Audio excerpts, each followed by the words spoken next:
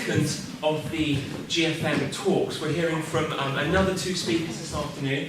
Just before we do, just wanted to remind colleagues of what the GFM Talks is all about. So this is an opportunity for colleagues from across the map and other schools within the area to come together to share their practice, their expertise and their thoughts, but within an educational context and an educational setting. We're hearing from two colleagues this afternoon who are speaking. The first speaker is Mike Jones, Deputy Head Teacher at Brune Community School, who is going to talk about transition. And then Chris Willis, GFM Assistant Head Teacher, who's going to talk about careers education. So I will pass over to Mike for the first one.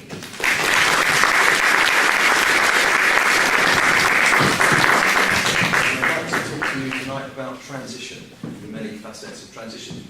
Those eagle-eyed amongst you may know that I've slightly reworded and changed the title. You'll notice perhaps that I've called it transition out of and into the secondary phase, because that's actually where I would like to start, the transition of youngsters out of the secondary phase, and I'll be bringing in the raising of aspirations. I'm not a clicker, so I've got the feed up here.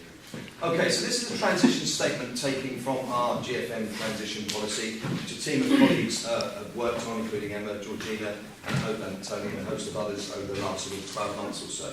I think it sums up quite nicely and succinctly just what a good, effective transition should be about.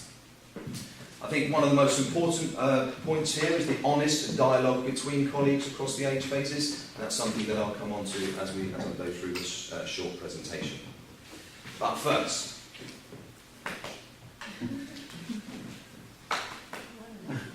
okay, I would just like to outline a bit about our local area. You'll see where I'm going with this. So I'm asking the question, how can effective transition support and promote the raising of aspirations for our GFM ranks? Now, many of us have been working, just catching up this much, many of us have been working in this area for a number of years. Here's the deprivation sort of graph, possibly not coming through too easy for you to see, but the darker shades of green, okay, this is our Gosport borough, the darker shades of green are some of the most sort of deprivated areas in the country. Bay House sits around here and serving this demographic here, Brune Park is up here, and you can see that actually there's quite a lot of deprivation. Next slide, please. Oh.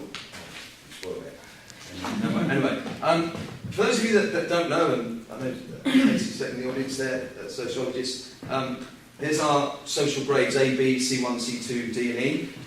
Quite often bracketed as A, B, the sort of high managerial, intermediate managerial, etc. Then C1, C2, your sort of supervisory skilled manual workers, and then the bottom grade of the description, the sort of semi-skilled, unskilled, and our lowest grade workers. If I could just, next one please. Okay, I just wanted to give you the overview of some statistics that sort of portray the area that we're in now. Gosport, for those of you who have social history, the Bishop of Winchester was seeking shelter from a storm in the Solent around about 1088. Didn't know where he was given refuge, didn't know what the town was called, so he'd obviously accessed the ship's supply of rum on his way up to Southampton Water. I was told this is Gosport, my lord, to which he said I would want this forever to be known as God's Port. Some people describe it as Gospit, but I prefer the God's Port, and that's our Gosport. And if you see the grades of the AB, the C1, C2, we'll just take you through that. So the top sort of socio grade, 16.57% against Hampshire, against England. We're almost half of those top earners in our area. C1, C2, we've got a higher proportion of those against the Hampshire national figures. And then if you look at the sort of the unskilled, the very low paid workers, the parents of the youngsters that we serve are again a high proportion. Thank you. And as you can see, job seekers allowance, 50% again from the Hampshire incapacity benefit and any benefits. So you can kind of see the deprivation that we serve, in the areas that we serve. So, what do we see in education as a result of this deprivation then? I'm sure you would agree with me that we see a lot of apathy from the families and the young people. That is absolutely entrenched from an early age, even preschool, pre-secondary school. and preschool. The lack of self-belief, the lack of knowledge about the levels and the pathways all the way through their education career and post-16. And of course that lack of ambition that we so often cite in the meetings that we have about our youngsters, about themselves and their families. Limited cultural capital, lack of opportunity, etc. And an I can't do it culture. I'm not good enough. So how do we tackle this? This is where our effective transition manifests. Working with our primary and junior schools to raise aspirations. Educating the parents. Working with the parents, being relentless in our drive to engage the parents. Because the lack of ambition is often entrenched within our families. Instilling belief, working on resilience. Allowing students to know that their data predicts, very often, very high outcomes for them. Those expected, those non-negotiable grades. And that are aiming high post-16, aiming for those level 3 courses, those A-level equivalent courses. Okay, if I could just give colleagues from those outside the Bay House School. So, post-16 aspirations then. You can see why I've kind of started at this end of the transition journey. The Bay House story. We know that Bay House Sixth Form has been in existence for many years now, over 20 years, very high performing. It's one of the top colleges in the country for sixth form institutions for value added. Absolutely the number one in Hampshire for value added, it has been for a number of years. Many students go on to their first choice university, and many of those students, for them it's the first in the family to go, so social mobility. A bit of a different story. The sixth form and the Brune Park students, and historically it's a very different story. A low number of new Brune Park students feeling that they can access the Bay House sixth form. So their transition ideas and their low aspirations. In fact, we've, in a meeting with Sir John Rowling today, the leader of the Pixel organisation, our junior headship team was sort of articulating this very well to him, that things are changing, but historically we've been very low numbers into the sixth form from Brune Park. Just to give you a kind of an update on some of the work with the transition out of post-16 that we've been doing. Current up at sixth number of BP students, that would have been the first few months, I suppose, when the GFM was formed and the two schools were working together. We have 7 current lower sixth numbers. That was the work that myself and some colleagues partook last year. We managed to get 17 in the lower sixth, and currently we have 33 applications into the Bay House, into the sixth form GFM sixth form Bay House site, and all of them will end up being able to access it, or maybe not wanting to access it. But as you can see, if we can get that up into the mid-20s in year on year, but we still have much work to do to raise those aspirations and encourage that transition to a level 3 provider. Okay, so how can an effective transition programme help to raise aspirations then? Well, for us in the secondary sector, and I do apologise, I'm kind of emphasising a lot of the secondary work, but I am working my way backwards. Our Key Stage 2 data will determine our expected outcomes, as we know. But how much of this is promoted amongst our learners? What do they know? And their parents. We send out stuff to them, but does it mean anything to the parents? Some of the youngsters may know a little bit about their flight path, as an example, but actually, do they understand what we're telling them? Do we forget sometimes to reinforce that as they go on their journey through the school? Do learners know what it is they're actually capable of achieving at the end of year 11 and beyond? Possibly when they get to this stage, or when the sixth form colleges come round and sell their colleges. But what about before that? So do those youngsters arrive having gone through the secondary school without effective transition, perhaps between the years? Does it all take place at the end in year 11? Do staff promote ambition and aspiration for our learners based on the information collected during transition periods? Possibly when they come into our secondary schools, but maybe not after that. Who has the responsibility for effective transition? We all do. We all do. Of course, in each of our schools we have a transition team that work really hard at making those links between secondary and our primary and junior colleagues. But many staff don't necessarily see it as their job. Many staff expect to receive some of the information, but not have to do much with it. I put to you that we all have a responsibility for effective transition. What do we do as teaching staff? What do we expect our teachers to do to engage the learners so that the information that we receive during our transition visits, that our SEN team collect, what do we do with that? Now, in a lot of circumstances, we do a great deal, but not necessarily for every learner. So I suppose a vision of the transition team is that all staff will play a part in transition and transitioning through the school, not just from year 6 into year 7. Okay, successful transition programme then will obviously enable the learners to begin the next stage of their education, absolutely prepared and with a reduced risk of losing ground. This is the same for the transition between phases and between years. And I think that is our focus going forward, that transition between years. I suppose we have become fairly effective at transition between the phases, but I don't think we do enough for transition between the years. We don't build on and capitalise on the work that our teams do from year 6 to year 7 into the secondary phase would be what I'm putting out to the audience tonight. Some of our challenges then. We have a wealth of data that we collect. I know Emma and Tony have been meeting with our primary and junior colleagues over the last couple of weeks and listing all the data that we're hoping to collect. I didn't want to list that for you tonight. We collect a wealth of data. But is it all relevant? What else do we need? Can we use it for that strategic intervention for our most vulnerable learners? That's a huge challenge for us, and I know Deanne and her team across the GFM are constantly looking at ways to streamline that and make that more effective. Is there a gap already for these individual learners when they come up to the secondary phase? And if so, what are we doing about it? That's all part of our effective transition programme.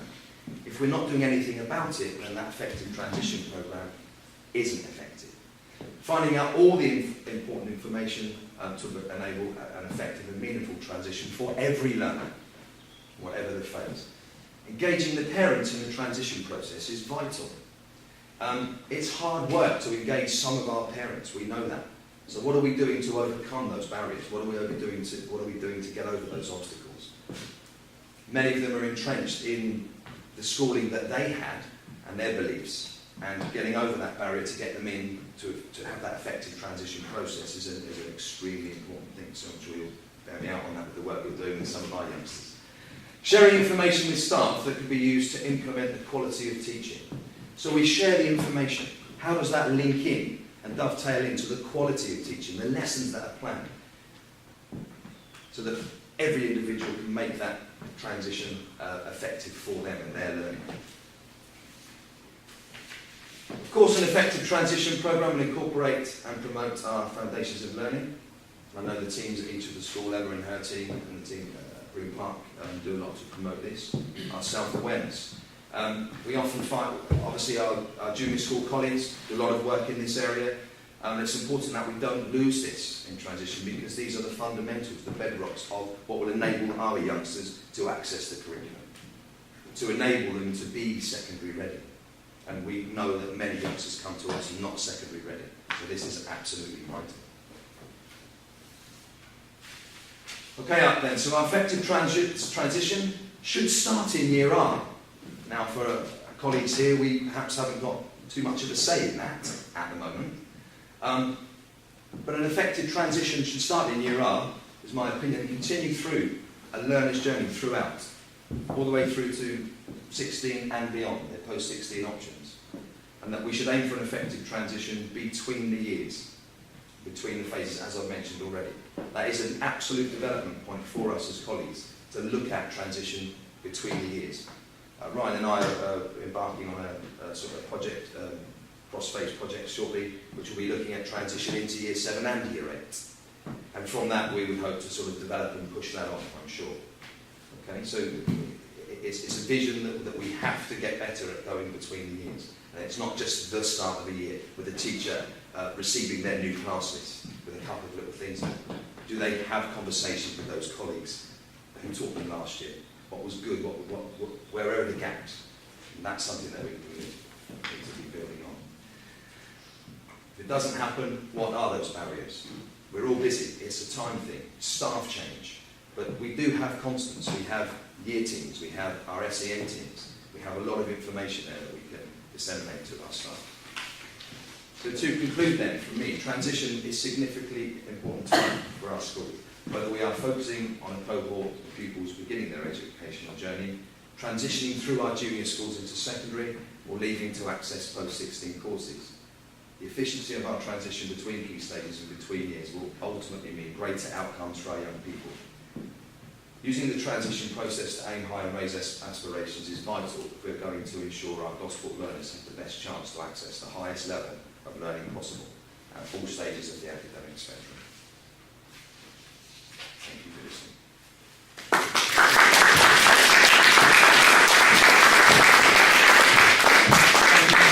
For sharing and giving some insights into transition across the GFM. Lots of questions for us there to think about in terms of do we all, do our colleagues see our collective involvement in transition? And it's not just down to the transition teams within the schools and between the schools to communicate, but we're all involved in that transition. Other questions to think about there, not just transitions between the phases, but within the phases and between the different year groups. So I'm happy to take questions. I didn't know if questions was a thing. Yeah, no, absolutely. Does anyone have any questions for Mike Willis' presentation?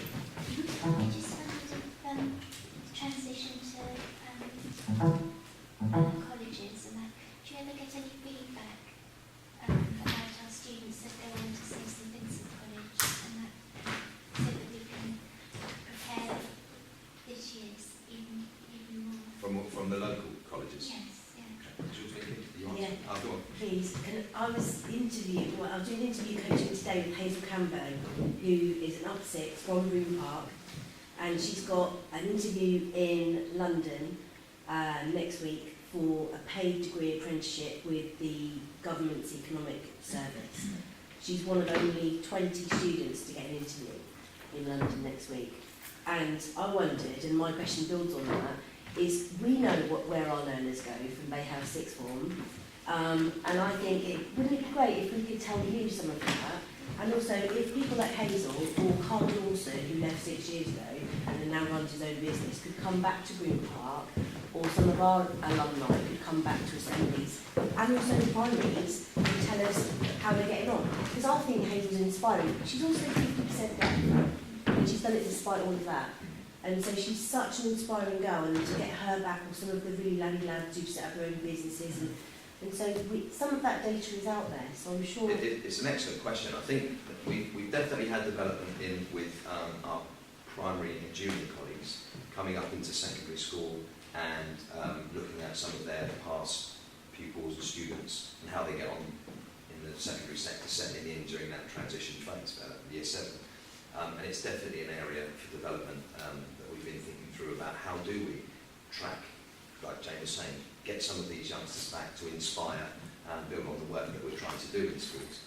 In answer to your question, we probably don't, at the moment we aren't there, we're not doing enough of it, but it certainly is an area for development. Interesting to get feedback from the staff, say at St Vincent College as well, where quite a few SEN and year 11s like progressed. Yeah.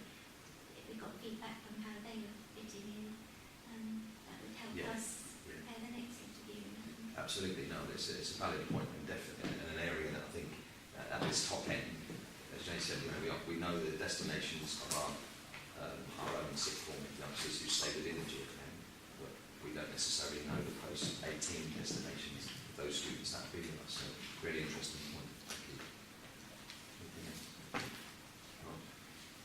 So the sort of dip in performance in Year 7 is a sort of well-known phenomenon nationally, internationally as well, into transition.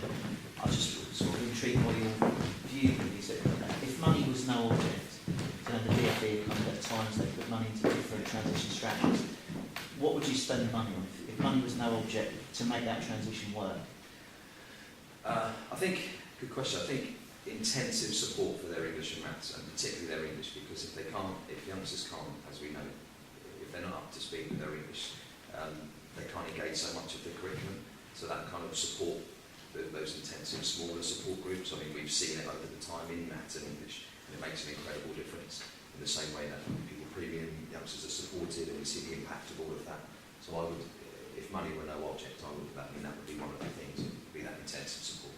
So the catch-up premium money that we receive is tiny in comparison with pupil premium. Yeah. So in your view, should it be the other way around, or? It would, I think if the youngsters are coming up to us, and this is what we see with the gap already far too wide than we would like, and then we have to chuck everything at that. Otherwise, as we see, we just play catch up, don't we? For the 5 years, we get into year 11, the gap's still there. We're still trying to catch up, and we chuck everything at them at this end, and we are able to sometimes find a bit of funding at this end. And I think it's more of a focus for those youngsters at the other end. Yeah. Sorry. I have 2 things, and I've got 3 things to ask. First of all, there would have been at least about 120 children who have come to year 7 for GFM. They have, for example, who would have been ARE at the end of year 6 at least. Are we tracking those to make sure that we're not having that dip at year 7? And is that being tracked to make sure that we're not having that dip? Because if they're attaining one at the end of key stage 2, then that should absolutely continue. That's my first question. Are we doing that to make sure that there isn't that dip? Well, all of those pupils that are below ARE are the ones that get catch-up premium. No, the ones who are ARE, are we making sure they're continuing on that trajectory of making progress at the beginning of year 7? I suppose that's our aim, but it doesn't always work. Let's be And absolutely that might be honest. something we then need to look at, because actually if those children are dipping in their attainment, then we perhaps need to ask questions, well, why? If they're achieving at the end of key stage 2, what can we do to make sure that then continues? And then that then maybe leads on to what I was saying is actually, do we have a definition of actually what we mean by secondary ready? Because if you can tell us as an employer what you mean by secondary ready, that might be a really interesting dialogue to have, because we recognise, for example, that year 2 learners coming to us, there's a massive gap between the end of key stage 1 and key stage 2, massive, the curriculum, not because what they're not doing, just what's expected. So we automatically have an additional teacher in year 3 from September, so that we can quickly make sure, in fact Linda sat over there now, knows that actually she has so much she has to do immediately with those children. Now, so obviously you're having that same issue, that you're saying children aren't coming to you secondary ready. Do we have a definition of what that is? Have we unpicked that, and should we then be able to address that at key stage 2? So what does it mean, secondary ready? Right. Secondary ready. Secondary. I mean, I think if I can sort of answer it in a way that they're different beasts, aren't they? Secondary, junior and primary schools, they're different beasts. We perhaps aren't as good as you guys in the secondary sector as tapping into their enthusiasm, perhaps letting them know what our expectations are of them, coming back to this raising aspirations. We've got all this information about them, but I'm not sure that we're effective always at using that information to our best ends, so that the youngsters know that they're coming at this level and they can do this. And I think the secondary ready part is, it's a world away, I think. If you would say that they are ready in year 6 and they're ready to move on, and you've got them schooled, and no doubt they've got their equipment, and they come up to secondary school, and our expectations of them and all the things that we expect are in their planners, and it just becomes a mesmerising time for them. And we expect them to do all of these things, so to find their way around, so to be at lessons on time, to go and get their own lunch. All of these things build into what we would say would be a secondary ready experience. Going into classes with people that they're not used to being with, meeting multiple teachers per day. All of these things would build into secondary. Effective aim that we actually aim for our year 7s to be secondary ready by the second part of the autumn term or something. Then that was what you just said about that settling, that familiarisation, because they can't be second ready as soon as they get to you, because what you just said takes time, and maybe we need to look at that continuum Possibly. from I mean, some Yeah. take the transition absolutely in their stride. They're ready for it. They're enthusiastic about coming up, and they just it's just a very, very smooth transition. But I mean, Tony, you want to add anything here, but not, you're absolutely right, not all of them are, and it isn't until points during the year that we may describe something as being what we call secondary ready, but it is a good point, and then we've got it written down in black and white, but it is certainly something that perhaps we ought to investigate. Luke and I had a conversation this evening about how there's that jump, isn't there, from year 6 to year 7, where in year 6 you've still got a culture of parents buy-in, where students are actually keen to do. You know, I came in for a meeting the other day with George here, and it was wet play, and obviously year 6 is just playing like with costumes and just having some make-believe fun. And all right, fine, you might say, yeah, well, where's the value in that? But actually, there is so much value in kind of keeping that and harnessing that a little bit more, so that, yeah, secondary ready is great, and I think, you know, absolutely, but I do think there needs to be a sense of, actually, how can we learn from primary colleagues about maintaining that ethos, if you like, within the year group, within the children, within the families, so that they continue, because they don't get to secondary school and then suddenly disengage, the parents, but actually they do. But do they have to? Because in year 6, you know, today, over at the Beacon Arts Centre, there was probably nearly 50 parents there engaged with what their children were doing, and they weren't there for a parents' evening, they weren't there under duress, they were enjoying it, the kids were loving showing the parents what they'd done, and it was really lovely, it was a great atmosphere. We seem to lose that. We do, and I think you're absolutely right, and it's that enthusiasm that I've mentioned that you see in our younger years, which we don't capitalise on, or we find hard to overcome in the secondary. I'll give you an example. We got a coffee morning and so on, when the youngsters start their first days with us, a couple of coffee mornings, and you're lucky if you've got a handful of parents, and you put out there as an invitation, chased it up, and why have we only got a handful of parents? Why? And I think for a lot of parents, they see it as a time that the umbilical cord is cut, and they can migrate and walk to school on their own, and they don't need me now. It's that kind of culture, and yeah, you're absolutely right. How do we get over that? How do we get the buy-in from parents? Because we don't see it. We don't see it in the way that these guys do. I mean, you know, it came to the December nativity play. It was marvellous. You're like, oh, what I would give to have that enthusiasm from, you know, your whole school, but you know, we don't seem to get that. Perhaps we're not looking in the right direction. Perhaps we're not working hard enough at that. But the parents don't necessarily buy into what we try to achieve. Any further questions for Chris, Rebecca? Just coming from an SEM perspective, do you have to do a large amount of work with students and parents in terms of their emotional readiness for secondary ready, that for students that haven't got any HCP? Yeah, Emma's nodding her head and Deanne's there. There's a huge amount of work that goes on. And I would say that, that process starts really early on. So people see transition as a summer term activity, a summer term event, but actually it's a year-round event. And when long before the year sixes know that they've got a place in a secondary school, work has already started in the autumn term, I would say, for the incoming year. Even before we know if the youngsters got a place, if they're likely to have a place, they'll start to be on our radar. And then that work then carries on once they are ready. So, I don't know. We work more in-depth transition plans for parents.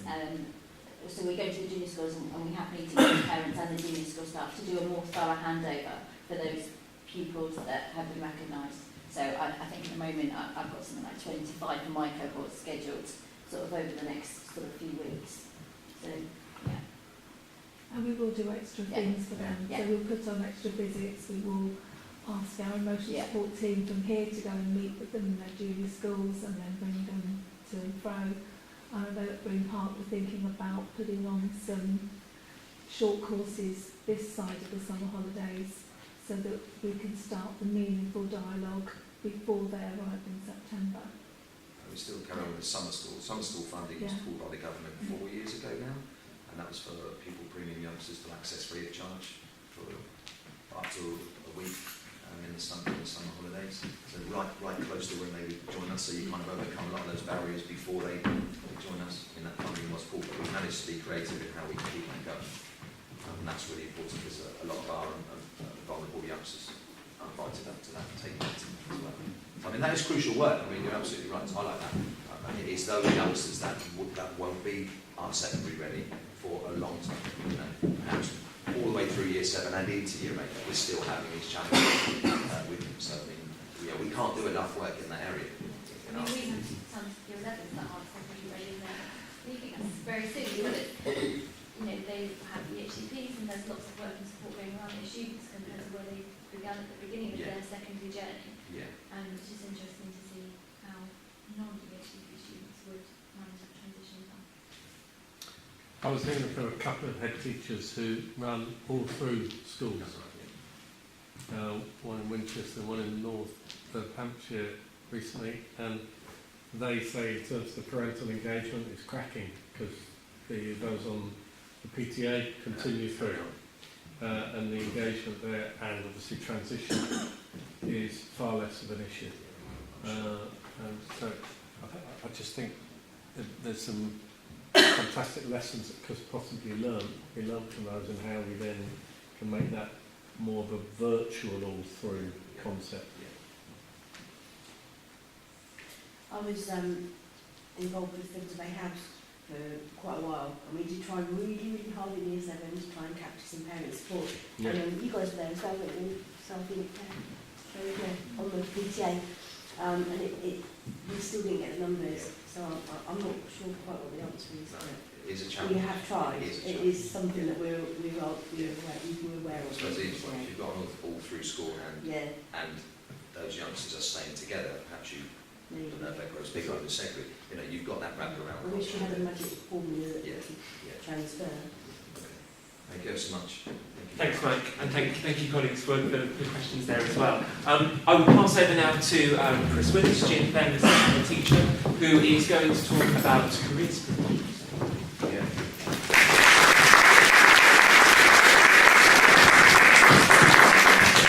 Okay, so I'm going to talk to us a little bit about careers education.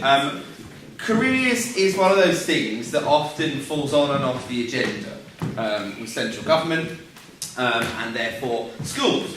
And it is something that is hugely coming down the line for us as schools. And certainly in London, where I'm from, has been on the agenda now for quite some time. You'll know, and I'm sure you'll have heard about the Gatsby benchmarks. And I'll talk to you a little bit more about the Gatsby benchmarks in a little while, but the Gatsby benchmarks are those things that we are held accountable for. Now, incidentally, the Gatsby benchmarks were created by the brother of Lord Sainsbury's, who insisted that schools really do need to have a focus on careers in industry and business. So he, believe it or not, his favourite book was The Great Gatsby, and so therefore, because he's piling loads of money into it, he decided to call it the Gatsby benchmarks. That's really all the reason it's called the Gatsby benchmark, there's no other reason. But what the Gatsby benchmarks do is really give schools an indication as to how we might go about scaffolding, shaping what careers might look like. Because up until now, often careers has been a bit of a bolt-on. Careers has often been that tick box exercise that schools kind of just do because we have to do. And there's a few things in the curriculum that we do because we have to do, but it actually doesn't have to be like that. And actually, I think with the new Ofsted framework, we've got the options now to really be a bit more creative, potentially, with how curriculums might look, with how we educate our children on a day-to-day. And actually, careers, therefore, doesn't have to be any longer that bolt-on, doesn't have to be that really standard one-to-one careers advice that you have in a sweaty, dark room with a careers advisor once in your life, and that week's work experience as a bolt-on just to tick a box and sweep some hair off the floor in a hairdresser's. It doesn't have to be like that, and it shouldn't be like that, and that actually therefore devalues careers education. And actually, to dovetail into what Mike was saying just now, you know, we are at the point within the GFM where we are the largest agency within Gosport.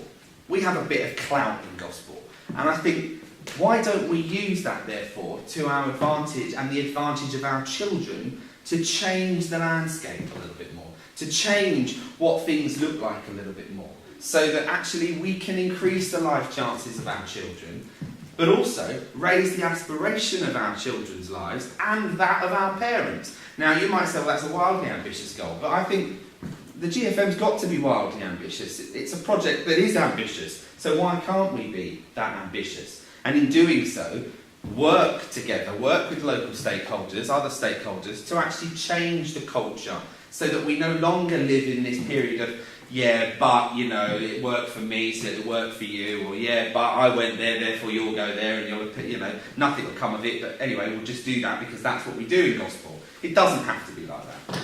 So, often, part of my role since being here has been working with business, working with industry, ways in which we can become more aligned with our provision with careers, and actually how we can allow our children to have clearer pathways into industry that exists in Gosport. And I think I've shared with many of you now, and if I haven't, I'm going to repeat, or if I have, I apologise for repeating the story. If I haven't, you'll hear it for the first time. But my wife said 3 years ago, shall we move to Gosport? My in-laws live in Pretty's Hard. I said, absolutely not. Why would we do that? We live in London. Why would we narrow the life chances of our children? Having said that, having arrived here, it wasn't until I arrived here that I truly understood and realised what is on offer in Gosport. And actually, in having that conversation with people now living in Gosport, it's amazing the number of people that don't truly understand or realise what's on our doorstep. You know, and they're people that have lived in Gosport all their lives and don't know what exists in the buildings and the factories around the peninsula. You know, I told a story to the year groups when I did an assembly the other week about how currently they are creating a driverless vehicle that will champion or basically compete against Uber in years to come, so that effectively we won't have Uber drivers, they'll just be driverless cars. And in fact, part of Gosport, one of these factories in northern part of Gosport, they're looking at how we can then overlap that with aviation so that these vehicles not only drive themselves but potentially fly as well. And that's happening in our peninsula right now. So in all of that amazing opportunity that's going on, and we go through the rhythm of education as we do and have done for many years, and actually the platform of education hasn't changed in my lifetime, and I'm sure your lifetime. It's still very much the bell rings, we go off to lessons, we do our thing, we have our careers advice, and we go off and we get to college, we get to university and still don't know what we're going to do, and then the dropout rates at university and college are high. So how can we work much tighter and closer with industry so we don't end up with this? We don't end up with this man here, Andrew from Flight Track, he won't mind me telling you, an engineering firm in Gosport, that says, look, it's great that you're churning out amazing results. It's fantastic. But actually, they get to us as employers, and they're useless because they haven't got life experience. They haven't got the substance to actually be creative in an engineering factory. They haven't got the skills that make them employable.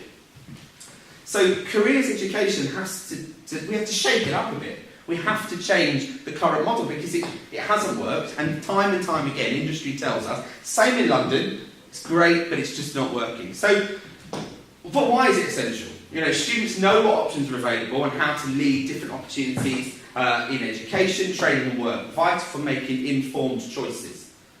It's vital because we as an organisation, we don't want neat students. We don't want students going off and then actually they get through college, they get through sixth form and then end up not doing anything really.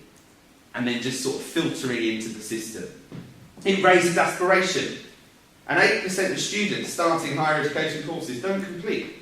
That's a huge number.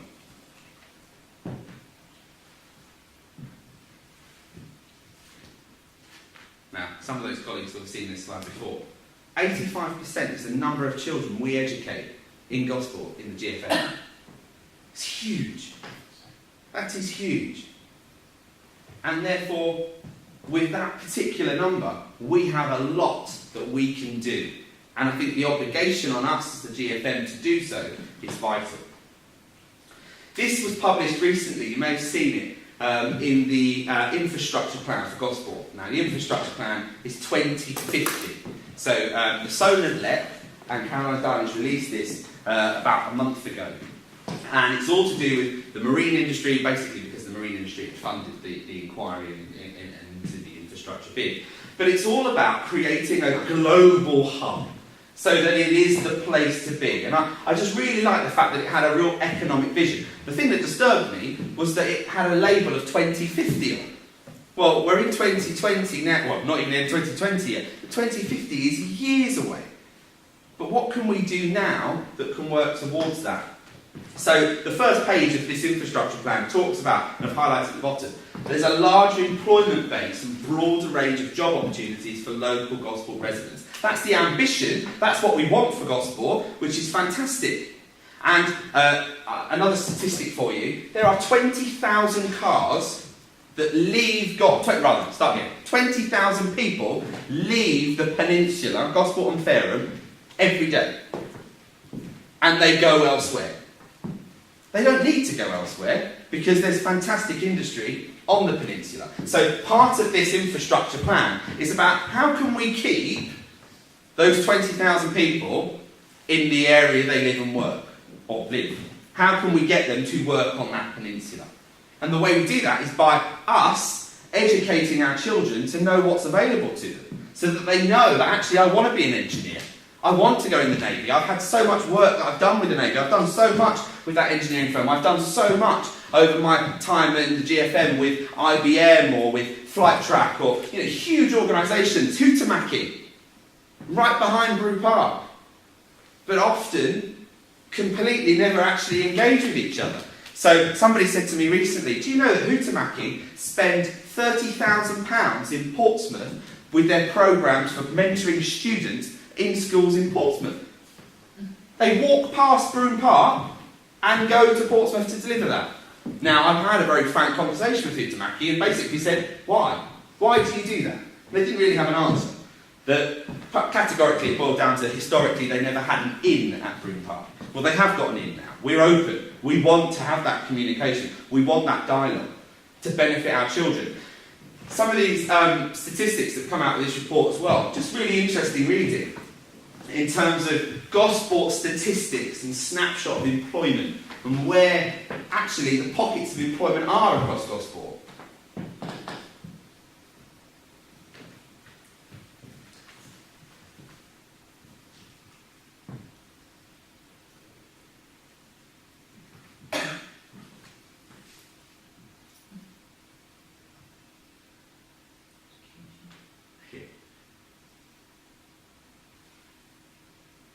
Interesting information.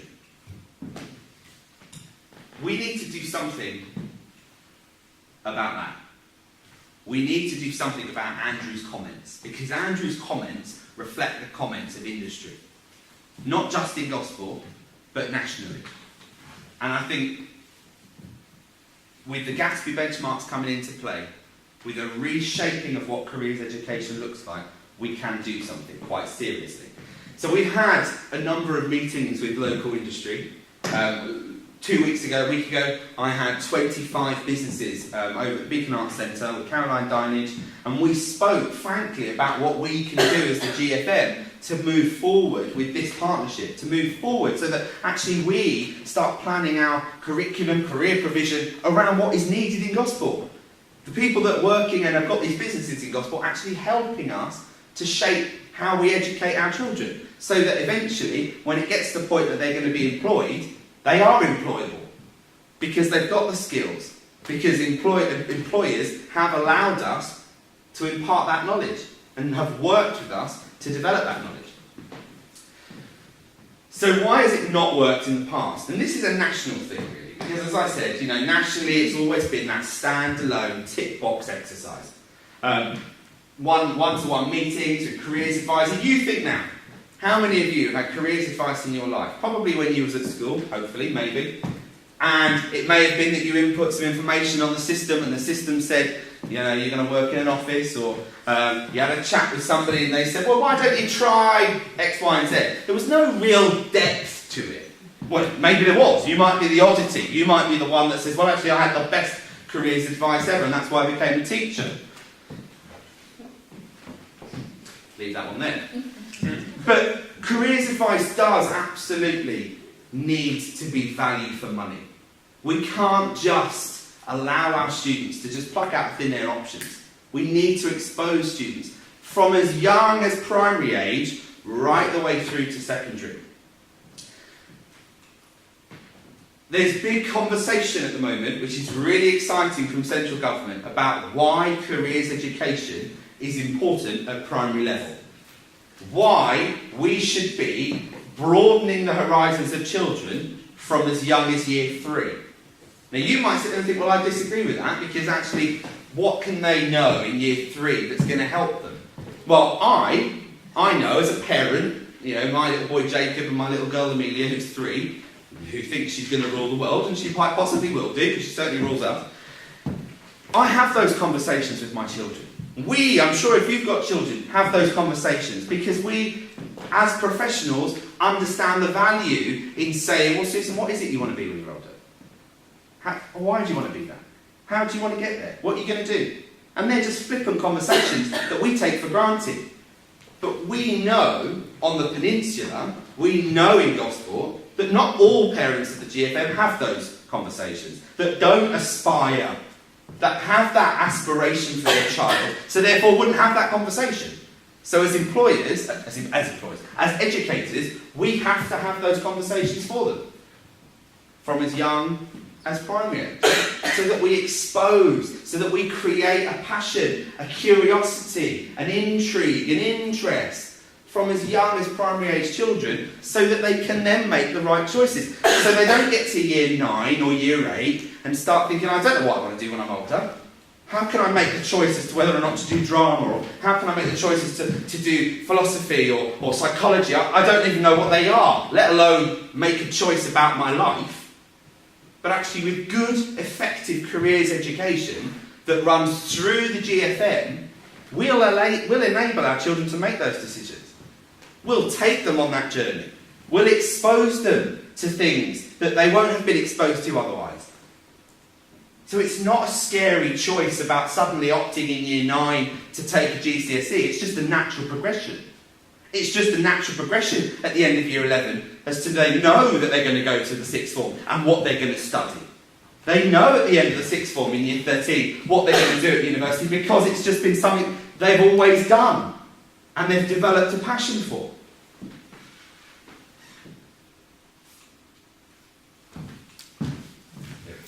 So, I'm going to stop talking for a couple of minutes, and I would love, just for you, with the person next to you, a couple of people around you, just to ask yourself those questions. What impact do you feel primary careers education would have on our young people? How can it broaden children's horizons from such a young age? What's the value in doing it? Just a couple of minutes and we'll be back. Thanks.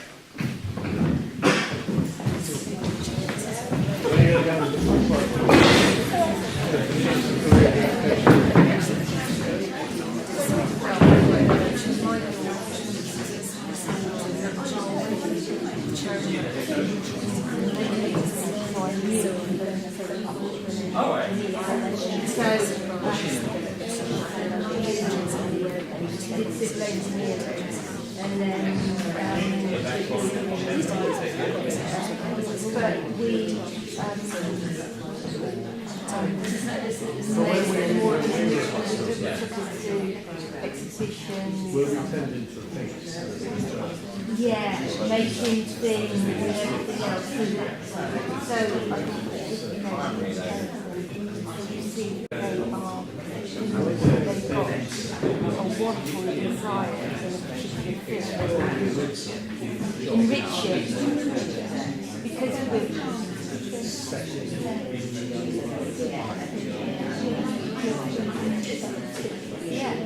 I was just going to say,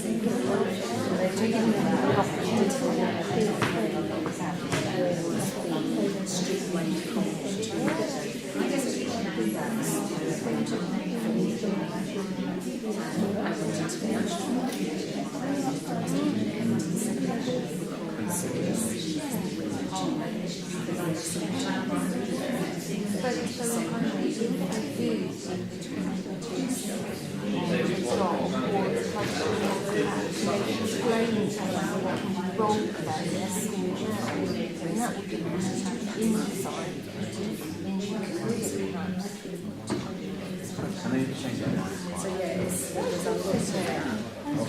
just conscious of time, so apologies that I seem to have cut it short a bit, but I wonder if we might want to feed back just some of the discussions that we've been having. Did you want to heard you say that you had some good advice and you had a good experience? Maybe Partly, it also commented on the fact that I used to work for NP. So doing that side of yeah, stuff. good. I was sharing Ryan's own kind of listen to a view that I had that there's a lot of synergy. Yeah, you didn't have much choice. The synergy, what you're saying about the systemic careers provision and what Mike was saying about the transition and how they complement each other really well. And I think that that's really a really important feature of this as well. That's what we want to say. Yeah, great. Definitely. We were saying in the primary sector, actually, that's something that is paramount to our offer. We offer so much in a variety of things, and for example, if we're writing instructions as a genre, I would say it's someone's job to write instructions for IKEA or something. We'll make a joke of it. It's someone's job to design a leaflet. It's someone's job to come up with slogans and adverts. So everything that we do is linked to real life, and that's the kind of thing that we say is a hook to engage them. Maybe that's lost a bit in secondary, because that is something, if I want to inspire them and get them to buy into it, I always put a real spin on it and say it's someone's job to do this. Right down to dancing, you know, it's the choreography, you could do, this could be yours. Maybe is that the kind of thing that when it's lost, because I know from our primary and our Stoke, they have careers days and everything, and we've had careers days, we've engaged in divers, everyone in here, so I don't know. So when you talk about the designers, have you gone that step further in getting a designer in to show the students about what we get the dice and box in, we get the dice Brilliant. in, we take that apart, we say it's someone's job, we get artists in, you know, we engage in, a lot of the local people come in and share, sorry? We've got engineers. Oh yeah, engineers, yeah. Lots and lots of things that we feel it's important, it's part of the primary curriculum, because we're kind of, if Ofsted was to come in, it's real life problem solving. How are you linking the learning to real life? So that's the buy-in that we have to do. Just adding on to that, and it sounds as though your philosophy around this is exactly the sort of thing that is going to enable the enhancement of what we do here. Because what we find at the moment, and this is no criticism at all of the secondary sector, but where your hands are so tied in things like choices that are available at GCSE because of the list that they've got to choose from and everything else, that it makes what you are envisaging incredibly tough. And also, of course, I mean, you are obviously extremely passionate about going down this road, and having a whole team of people sharing the same passion is, of course, going to be really, really important. Obviously, from our point of view, the more that you can do down that road, then the better. But as I'm sure you know yourself, it's a tricky path. Absolutely tricky path. But yeah, we like to think that the importance we place on it here is giving them a good starting point. That's great. It's also that screen you showed earlier where there were, you showed what job opportunities were available in Gosport. Yeah. It's for us to sort of work backwards and work out and ensure that the education we are giving right from the beginning of the time they start their education in Gosport is setting them up to succeed in Gosport. Is it setting them to succeed in Gosport, or are they going to have to commute to London in order to get that job that they've trained for and got the qualifications for and the academia for? Or are we actually looking at some of these and saying, well, maybe it's not that particular level of academia they need, maybe it's this vocational skill, maybe it's these interpersonal skills that maybe we're not pushing enough from the beginning. So from all of our partners, 85% of our young people, as you say, we need to look from where we're going to, step back, keep stepping back and think, are we providing the correct style of education? And like you say, we have far more flexibility at our fingertips now. We have the options to do that. But again, like Mr. Posh says, you are tied at one end of it. But it's being risky, it's being risk-taking and thinking, if we're going to genuinely make a change, we need to change a lot. Absolutely. Yeah, I've got to say that at the Academy we introduced our hybrid course. So in September, my year 10s doing a level 1 building course, And then what I'm looking at is hopefully in September, my year 9s, then when they go into year 10, will do a 10-week course, which basically gives them an insight in the building world. And they've really enjoyed that, they've really engaged. And today actually somebody from Highbury actually spoke to them about other courses that they could do within the college, so that's given them an insight again, but of course all of that comes at a cost. And we were lucky for this year, we were sponsored by Berkeley Homes, which unfortunately won't happen again in September, so now we've got to get that funding in to be able to fill that gap. It's interesting because what's going on at Brune Park from September, we've got a cohort of students in year 9 this year that are desperate to do engineering. But we can't get the staff to teach engineering. So what we've done is work with local providers, industry, who are engineers now, and actually said, look, we've got these kids in terms of career, in terms of industry that want to do this, but we can't facilitate it by finding the teachers to teach it. And so actually what we've moved forward with is actually industry coming in to deliver that career pathway for the students at Brune Park. So actually Flight Track are coming in, Salton are also going to be teaming up with them to deliver engineering from September. And I think actually that's a great opportunity, it's a great idea because it allows business to recognise, industry to recognise locally, well, if we're teaching engineering, if we're exposing engineers to engineering lessons on the timetable, when it gets to their pathway, they know what they want to do. Yeah. And so it's going to benefit the community long term, it's going to benefit the engineering industry locally anyway.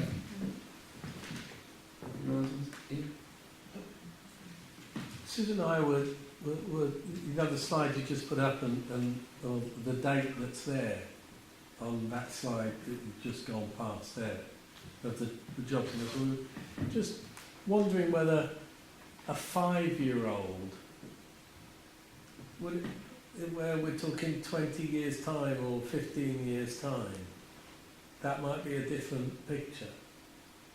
And how do you therefore do careers education with somebody that young without it coming over as a degree of certainty about what life will be when they're an adult?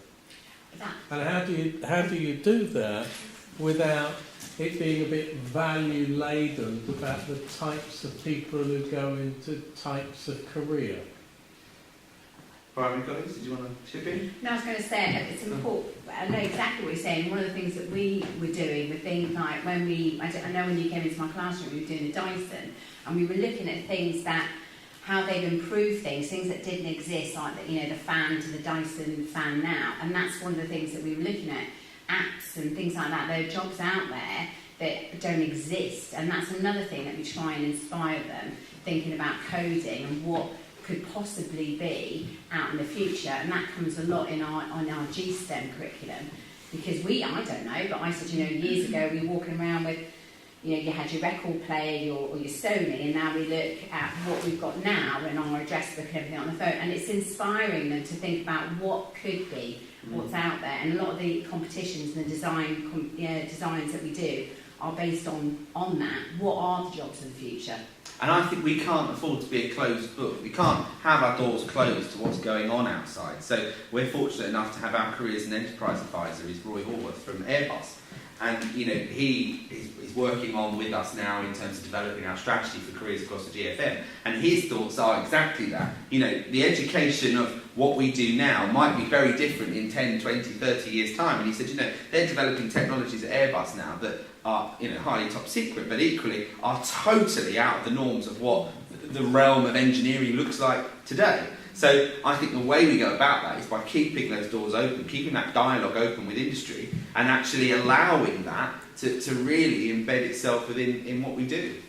I totally agree, and that's something that our foundations of learning across the GFM aim to sort of suggest to people, is it's those soft skills, it's those actually really important skills that we need to instill in our youngsters. Here we have what we call an engineering ethos, where we use engineering habits of mind in order to create resilient, tolerant, communicative children who can then adjust to the changes that are no doubt going to be in front of them. We haven't got a clue whether they're going to need coding in the future or all these engineering skills that we're giving them. It's more those sort of soft skills that we've really got to ensure that are being completely embedded in the core of what we're doing. So is career is the wrong word? Yes. Yeah. Yeah, I would say Sorry. it's those foundations that are... I reckon so. What would you say, foundations? But it's in Careers are very specific, aren't Yeah. they? In themselves, they in themselves have this, the list of careers, the skills in which are underpinning lots of them and make lots of them successful. They're a talent in themselves. Absolutely. Go on, I know you've hit the ground running and you've done some great work, but good work with the industry so far. Do you see a small snowball quickly growing now that we've kind of made those links? Because I suppose traditionally we have, perhaps in saying the industry have been a bit frightened to knock on our door to make those connections. We often read in the news that students are leaving our schools not with what we want, but almost then the business community don't necessarily give us a steer or get involved with us. I mean, do you see in the work you've done so far a kind of a real willingness and a want to come in? I've seen a two-pronged thing really, because actually Stuart Tymon and I met today with a guy from Salton and from the Navy actually, based over in the dockyard. And Stuart raised a good point, and he was saying, often when you get in with the Navy, you've got in, and then that person moves on, and then suddenly you've gotten out again, and you that's it, you hit with a brick wall. And I think business have had that for too long, and not just here, but everywhere. Schools are transient places. We change all the time, and I think therefore what we need to do, rather than actually have it and pin it on one person, that when that person moves on or when that person changes, that suddenly it all stops, that actually it's a collective responsibility that we engage with these people, that we have this in the curriculum, that we have this kind of open-mindedness in the GFM that allows all of us to have that access to bring it on board. So actually business have been clicking their heels at the fact that actually they're being listened to some extent about what they need coming down the line, but also actually from their perspective, they feel like often they have business forums where they sit and they discuss things, and it's all okay, but nothing really happens, and it's just like, well, let's moan about that, and let's moan about that, and let's moan about that, and because there's nothing that kind of drives that forward or underpins that, it goes nowhere. So I think what the Education and Business Forum did the other day was kind of re-inject an understanding that we, as the GFM, have got our doors thoroughly open and need to kind of engage, to make what we spoke about this evening about raising aspiration for all students an absolute reality. Thank you. I think the point you made about everybody wanting to, and a collective endeavour or collective responsibility, there's so much passion and interest in delivering that at secondary level. I've got a question, how can we capture that and enhance that passion, enhance the offer that's already given to students through tutors as well, because that's this pastoral role too, and how can we capture that enthusiasm and that experience and that passion and match it with the fact that a lot of the business-focused careers, if you want to use careers-focused subjects and the curriculum map, they're not core subjects, so they have no money and they've got no resources and no time. So how do we match that if we're going to do it collectively and systemically throughout the whole of the secondary sector with a curriculum map? And we know this in computing, in business, in one thing Fareham College has done, and they're doing it now, is they have matched. Yes, they have matched each of their heads of department across Fareham with a person in business in whatever sector that is. So that's the first thing. So actually having an advisor that you can have a chat with about, well, what is it that you're doing in, so we've got great links, for example, with Lloyd's TSB in Gosport and Fareham. So they're going to be providing some great workshops for our families at Brune Park for all of the GFM families to access. So head of maths at Bay House, for example, having a connection with someone at TSB and saying, well, actually, or mortgage, but well, actually, what is it that's going on in the industry? Often people tell us that we teach maths, but we don't teach practical maths, and we don't know how to fill out an application form for a mortgage, or we don't know how to budget. That's What such a can we? brilliant idea. How would that work at a practical level in terms of the hours on the timetable and the hours that head of maths and the teaching staff? What we would have to do is recognise the value in it, and actually then build in CPD within the years so that we allow that to happen. And so therefore, from those meetings, every part of the curriculum is then fed through with what our careers education should be. Yeah. So that actually all schemes of work, all lessons are signposting towards industry. Brilliant. What a fantastic opportunity. I really want to work with it. Yes, sign her up. That's good news. There we are. Nice. Have you got a view on how we fight the stigma about vocational education? Because there's a reality in the system at the moment that vocational qualifications are just not as highly regarded as traditional academic ones. So A-levels are seen as the DFE don't help this because they use this language themselves. A-levels are seen as the gold standard, whereas BTEC qualifications at level 3, and the same thing happens at GCSE, are considered the poor relation. It's not the same in other countries, it's different in Germany where there's parity with vocational education, technical education. We don't have that in this country. I mean, do you think that's something that we can challenge on the peninsula? Is there something we're getting wrong? Because vocational education still has a stigma, I think. Yeah, you're right, and I think that stigma doesn't just exist here. It certainly exists in London. When I was head of sixth form, the conversations about BTECs were exactly the same conversations you're having and had. I think with the introduction of the T-levels and with the changing profile of what actually we're churning out at the end, and with Ofsted recognising that actually, yes, we're always going to be accountable for the results that we churn out. We're never going to get away from that. But there is more to the journey of somebody in the GFM than the GCSE or the A-level or the BTEC that they come out with. Actually, if we've got anything at our fingertips within the GFM, it's actually about shaping the wider whole person, and by delivering a vocational experience, if you like, throughout the whole time they're here. So whether they decide that they want to go and do an A-level in drama or not, actually the fact that they've been exposed to theatre, for example, throughout their time, they've been exposed to practitioners, they've had that interaction, that actually the broader sense of the curriculum has enriched them so fully that what's churned out the other end is just circumstantial. And of course, we're going to be held accountable, and we're not going to escape the fact that we have to get the results we have to get. But I guess the question is, as a GFM, do we value the exam factory profile, or is there more to it in terms of actually the broader sense of the curriculum? Does that answer your question? I think so. I agree with what you said, that it's a national issue as well. It certainly is. Local one. Yeah. I just think it's interesting, the DFE making a lot of positive noises, going back to catching benchmark sign, which I think we probably all agree is a great thing.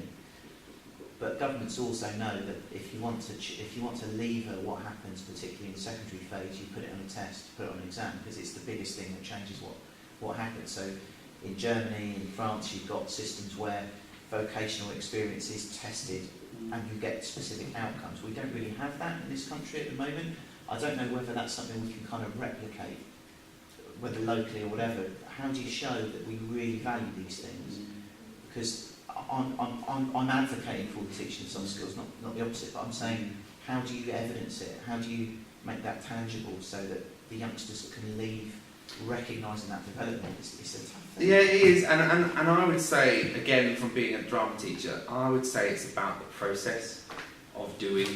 That's the measure, from my perspective. For me, it's about recognising the process of doing something. So, for example, the school show. You get the end product. That's the final thing, but the value in it is the doing, is the relationships, is the experience, is the connections that you explore and develop in getting to that final thing. Sorry, I realise I'm overrunning that. Sorry. Last question, sorry. Just to say,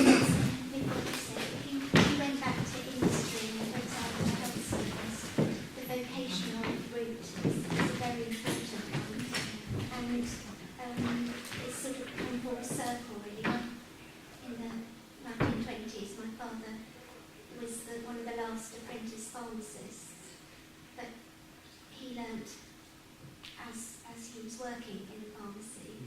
I was one of the first graduate scientists in Southampton General, but my goodness, I had enormous respect for the people that were doing dailies, and because you've got a degree, you're put in ahead of them, and that's, from the health service point of view, that's a huge mistake because they have all the experience. So I think if you went to the employers, and the health service are very keen to make links with the schools in this area actually, and come in and give talks and make science relevant, because where the youngsters are made to take science and they just say, what do I need this for?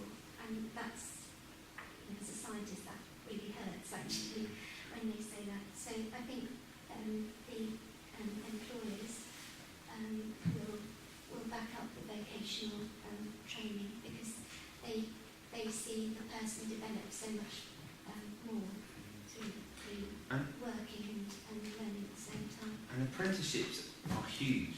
The national apprenticeships there's an enormous amount of apprenticeships, and I think as a competitive market, apprenticeships are a growing force. With businesses paying for the qualification, for the whole process. It's interesting, we had STS Defence in both Brune Park and Bay House over the last couple of weeks talking to our students, and they had 8 apprenticeships available, but nobody applied because they just didn't, there was no sense of understanding from young people as to what STS Defence was. And so I think there's a whole heap of work there about how we as the GFM also underpin the local provider offer of vocational opportunities as well for our students. I think they come in and show the relevance of what they're learning. Absolutely. And that will encourage them. Thank you everyone for listening.